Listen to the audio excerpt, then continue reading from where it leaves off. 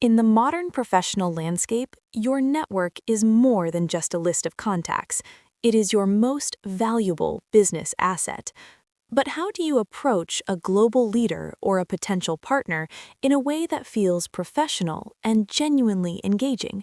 That is the defining question, Elena. Most professionals use generic templates that rarely create meaningful connections.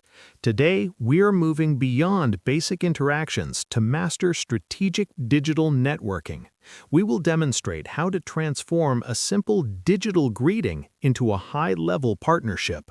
We have curated 5 real-world scenarios, from strategic digital outreach to securing executive referrals. By the end of this session, you will possess a framework to communicate with authority and build digital rapport that lasts. Stay focused until our final scenario. We will analyze the psychological shift needed to turn a mutual acquaintance into a powerful professional advocate. This could be the bridge to your next major career move. Welcome to Business English for Success. Let's elevate your executive presence. Scenario 1. Strategic Digital Outreach. Imagine you have just read an insightful article published by a senior executive in your industry. You want to connect with them on a professional platform. Your goal is not just to be accepted, but to be remembered as a high-value professional who brings fresh perspectives to the table. Let's observe how a sophisticated professional initiates a strategic correspondence. Notice how the focus shifts from wanting something to contributing value. Dear David, I recently reviewed your analysis on emerging market trends. Your perspective on decentralized finance was particularly refreshing and provided a new angle that I hadn't considered. Thank you, Elena. I'm glad it resonated with you. That specific sector is evolving quite rapidly. Indeed. Based on my experience in project coordination, your point about scalability aligns perfectly with the current demands of the global market. I would value the opportunity to join your professional circle and follow your future insights. I appreciate the thoughtful outreach, Elena. It is always a pleasure to connect with professionals who take a deep interest in industry evolution. Let's stay connected. David, that felt very natural and professional. Why did we avoid the common phrase, "I want to learn from you"? Great question, Elena. In executive circles, everyone's time is a valuable resource. When you say, "I want to learn," you are asking for a favor immediately. However, by saying, "Your perspective was refreshing," you are using the insight-first approach. You are proving that you are an active, thinking professional who adds value to their content. It creates an immediate sense of digital rapport. I see. And instead of "can we connect," I used "I would value the opportunity to join your professional circle."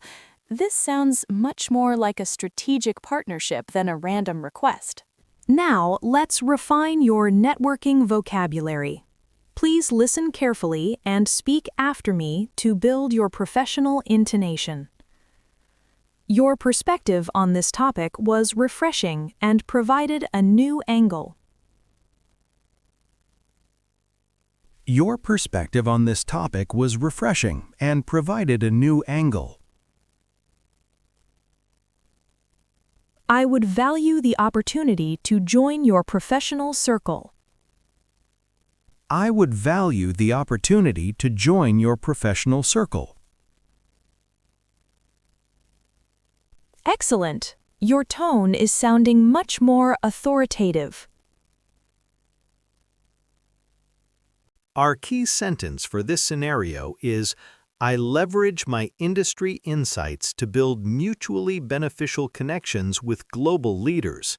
This sentence positions you as an equal, not a subordinate. We want to hear from you. If you are reaching out to a leader in your field today, what is one specific topic you would mention to show you've done your research? Share your draft in the comments and let's polish it together. Establishing a connection online is the first step, but how do you handle a spontaneous encounter in the real world? Exactly, Elena. In our next scenario, we're moving to a professional seminar. I'll show you how to use a common ground bridge to start a conversation with a top expert during a coffee break without any awkwardness. Let's move to scenario 2. Imagine you are attending a prestigious international seminar. During the networking break, you find yourself standing near a top industry expert whose work you followed for years. This is your moment, but instead of asking for a business card immediately, your goal is to establish a meaningful connection through shared professional interests. Let's observe how an executive professional initiates a conversation without being intrusive. Notice the use of the common ground bridge to create a natural flow. Excuse me, I couldn't help but think about your points during the keynote session regarding sustainable innovation. It was quite thought-provoking. Thank you. I believe it's a vital conversation for our industry right now. Are you involved in the sustainability sector as well? I am. I've been focusing on project optimization in that area. I'm curious, how do you see these emerging trends impacting your specific sector over the next few years? That's a sophisticated question. I believe we are moving towards complete digital integration. It will change everything from logistics to final delivery. I agree. That alignment between technology and sustainability is exactly where the future lies. I'd love to stay updated on your work in this field. Perhaps we could exchange professional details to share future insights. Certainly. It's always refreshing to meet someone with such a clear vision for the industry. David, that felt very smooth. Most people feel nervous about approaching a leader, but this approach felt very equal. Why did we start with a question about emerging trends? Exactly, Elena. Most people make the mistake of asking, "Can I have your card?" or "What do you do?" Those are transactional. By using the common ground bridge, you start with the event you are both attending. When you ask about emerging trends, you are signaling that you are a global professional who thinks about the big picture. It transforms the chat from small talk into strategic conversation. And by mentioning a specific point from their keynote, I showed that I was genuinely listening. It builds immediate digital rapport even in a physical setting. Now, let's practice these executive phrases. Please listen and repeat after me to refine your professional presence.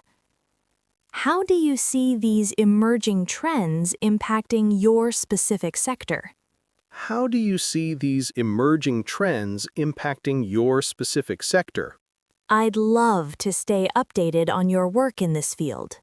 I'd love to stay updated on your work in this field. Fantastic! Your intonation is becoming much more polished. Our key sentence for scenario 2 is, I utilize the common ground bridge to facilitate strategic networking and foster long-term professional partnerships. Here is a challenge for you. If you were at a seminar today, what is one thought-provoking topic you would use to start a conversation? Write your opening line in the comments. We will provide feedback to help you sound even more like an executive. You've made a great first impression at the seminar, but a connection is only valuable if you nurture it. Spot on, Elena. Meeting someone is just the beginning. In our next scenario, we will master the virtual coffee chat. I will reveal the reciprocity strategy, a technique to offer value first so that your partner is more than happy to support your goals later. Let's move to scenario 3. You have successfully connected online and scheduled a brief virtual meeting. This is your first face-to-face interaction. Many people make the mistake of immediately asking for a favor or a job. Instead, your objective is to solidify the relationship by using the reciprocity strategy, offering something of value before ever making a request. Let's analyze how to conduct a high-value virtual coffee chat. Notice how the professional positions themselves as a resource rather than a seeker. It's a pleasure to finally meet you, David. I've been following your recent initiatives in sustainable development with great interest. The pleasure is mine, Elena. I appreciate you taking the time to connect today. Of course.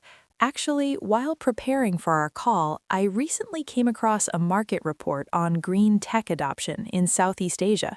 Based on our previous exchange, it aligns perfectly with your current goals. I'd be happy to forward the summary to you. That is incredibly thoughtful of you, Elena. That information would be very beneficial for our upcoming quarterly review. I'm glad I could contribute. I believe that fostering mutually beneficial connections is the key to industry growth. I look forward to exploring how our professional paths might align further. I agree completely. Thank you for bringing such a proactive mindset to our conversation. David, that felt very empowering. By giving first, the entire tone of the meeting changed. Why is the reciprocity strategy so effective in global networking? Elena, in the world of executive communication, trust is the primary currency. When you offer a resource or a connection first, you demonstrate that you have a global mindset. You are not there to take, you are there to build. This creates a natural desire for the other person to support you in return. It's the most authentic way to build digital rapport. So instead of a wrong way, like, I need your help with my project, we use, I recently came across a resource that aligns with your goals. It completely changes the dynamic. Now, let's refine your executive delivery. Please repeat these phrases after me with a clear and confident tone. I recently came across a resource that aligns perfectly with your current goals. I recently came across a resource that aligns perfectly with your current goals. I believe that fostering mutually beneficial connections is the key to growth. I believe that fostering mutually beneficial connections is the key to growth. Outstanding. You are sounding like a true partner. Our golden sentence for scenario 3 is, I prioritize the reciprocity strategy to provide immediate value and establish a foundation of professional trust. Question for you. What is one piece of information, an article, or a tool that you could share with a potential partner today to show value? Let us know in the comments. Sharing is the first step toward networking success. One-on-one meetings are powerful, but how do you build authority in front of a wider audience without sounding like you are showing off? That requires a different level of finesse, Elena. In our next scenario, we will explore public engagement. I'll show you how to contribute to global discussions in a way that establishes your thought leadership and attracts high-level opportunities to you. Let's move to scenario 4. In the world of professional digital presence, active participation creates opportunity. Imagine you are participating in a global industry discussion on a professional forum. Many people simply leave a like or a generic great post. However, your goal is to showcase your domain expertise and contribute a thought leadership contribution that invites meaningful engagement from other leaders. Let's observe how a high-value professional engages with public content. Notice how they move beyond praise to provide real professional value. David, I found your analysis on the shift toward remote leadership models very insightful. It highlights a vital transition in our current work culture. I appreciate that, Elena. I believe it's a trend that will only strengthen. What has been your experience with it? Interestingly, this insight aligns perfectly with my experience in project management, especially regarding team cohesion. While digital tools are essential, I've found that maintaining a clear executive communication style is what truly ensures long-term alignment. Thank you for fostering this professional dialogue. That is an excellent point, Elena. The human element is often overlooked in digital transitions. Your experience adds a valuable layer to this discussion. David, it's amazing how a single comment can open a door to a high-level conversation. Why is it important to use the phrase aligns perfectly with my experience? Elena, when you use that phrase, you were doing two things. First, you are validating the author's point, which builds digital rapport. Second, you are subtly introducing your own domain expertise. You aren't just an observer, you are a practitioner. This is how you transition from being a user to a thought leader on professional platforms. It makes your profile a magnet for mutually beneficial opportunities. I see. Instead of a generic great post, which adds no value, we provide a thought leadership contribution that sparks further professional dialogue. Now, let's practice speaking with executive authority. Please repeat after me. This insight aligns perfectly with my experience in this industry. This insight aligns perfectly with my experience in this industry. Thank you for fostering this professional dialogue. Thank you for fostering this professional dialogue. Brilliant! You are projecting a very professional image. Our golden sentence for Scenario 4 is, I provide thought leadership contributions to enhance my professional presence and attract strategic opportunities. We have a task for you. Think of a recent professional article you read. How would you start your comment using the phrase, "This aligns with my experience"? Type your draft below and let's refine your executive presence together. Building authority in public is a powerful way to grow, but sometimes the most direct path to a new goal is through a warm introduction. Exactly, Elena. But asking for a referral can feel awkward if not done correctly. In our final and most important scenario, we will master the strategic referral. I will share the low-pressure request technique, the exact language to use so that people feel honored to introduce you to their high-level contacts. Stay with us for this powerful networking strategy. Imagine you have built a solid relationship with a professional partner. Now you wish to connect with a senior leader within their circle to discuss a new project. Instead of a direct demand, your goal is to use a low-pressure request. This approach respects the existing relationship while opening doors to new, high-level collaborations. Let's observe the finesse of a strategic referral. Notice how the professional prioritizes mutual benefit over personal gain. David, I've truly valued our recent collaborations on digital optimization. Our exchange of insights has been very productive. I agree, Elena. It's been a pleasure working with someone who shares a similar vision for the industry. Actually, I've been following the work of your colleague, Sarah, regarding global market expansion. Given our focus, I'd value your perspective on whether a connection with her would be mutually beneficial at this stage. That's an interesting thought. Sarah is indeed looking for fresh perspectives in that area. I'd be happy to facilitate an introduction if you think the timing is right. I appreciate that, David. I only wish to reach out if it provides clear value to her as well. Thank you for your guidance on this. David, that was incredibly subtle. Why did we use the phrase, I'd value your perspective on whether a connection would be mutually beneficial? Elena, this is the hallmark of executive communication. By asking for their perspective instead of a favor, you remove any sense of obligation. You are treating David as a trusted advisor. Furthermore, by focusing on being mutually beneficial, you prove that you are mindful of Sarah's time as well. It reinforces your reputation as a high-value professional who respects the integrity of the network. So instead of the wrong way, can you introduce me to her? We use a strategy that protects the relationship and builds trust. Now, let's practice this high-level networking phrase. Listen and repeat after me. I'd value your perspective on whether a connection with her would be mutually beneficial.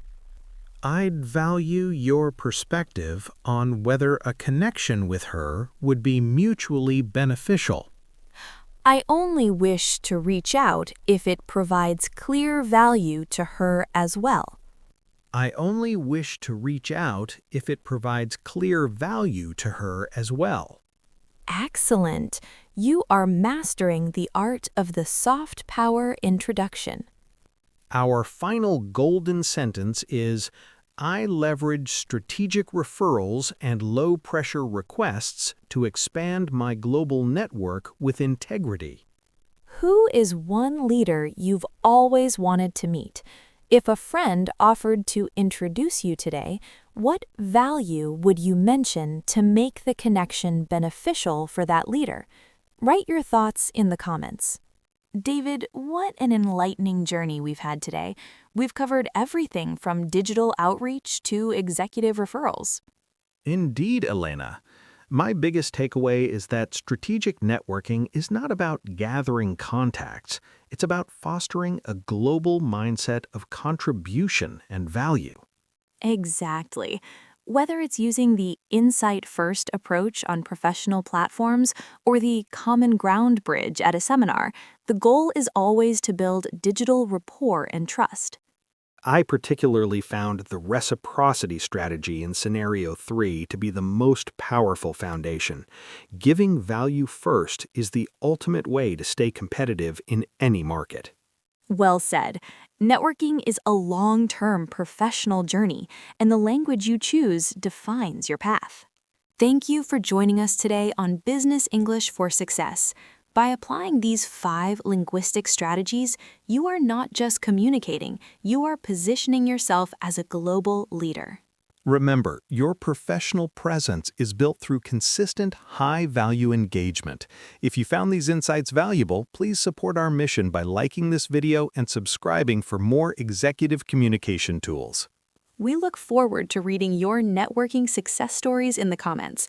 In our next session, we will dive into the language of high-level negotiations. You won't want to miss it. Until then, stay professional, stay inspired, and keep building those strategic bridges. Goodbye for now. Goodbye.